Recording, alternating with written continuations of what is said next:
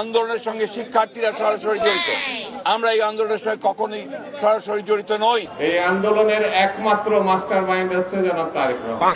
School কলেজের মাসুম বাচ্চারা নিজেদের জীবন দিয়ে রক্ত ঝরিয়ে আমাদের কাছকে মুক্ত করেছে, গোটা জাতিকে মুক্ত করেছে। হ্যাঁ, জুলাই জাতীয় সনদকে পুরোপুরিভাবে যেভাবে আমরা ঐক্যমত্য হয়েছি, নোট অফ ডিসেন্ট কিছু কিছু ক্ষেত্রে, সেটা বাস্তবায়ন করতে নেক্সট পার্লামেন্টের সমস্ত সংসদ সদস্যগণ বাধ্য থাকবে যদি জনগণ তার পক্ষে রায় দেয়। ইনশাআল্লাহ অক্ষরে অক্ষরে জুলাই জাতীয় সনদের প্রত্যেকটি প্রস্তাব আমরা যেটা ঐক্যমতের ভিত্তিতে স্বাক্ষরিত হয়েছে সেটা আমরা বাস্তবায়ন করব। সংস্কার পরিষদের সদস্য হিসেবে তারা অসাংবিধানিকভাবে শপথ নিয়েছে। এই গণভোটের কোনো আইনগত ভিত্তি নেই। এটি সম্পূর্ণভাবে একটি গোষ্ঠী জনগণের উপর চাপিয়ে দিয়েছে। কনস্টিটিউশনালি সেরকম কোন পরিষদের অস্তিত্ব তো আমাদের সামনে নেই।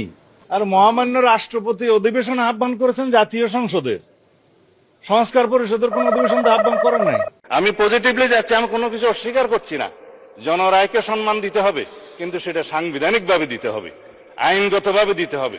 এখানে ইমোশনের কোনো জায়গা নেই। রাষ্ট্র ইমোশন দিয়ে চলে না, রাষ্ট্র চলে সংবিধান দিয়ে, আইন দিয়ে, কানুন দিয়ে।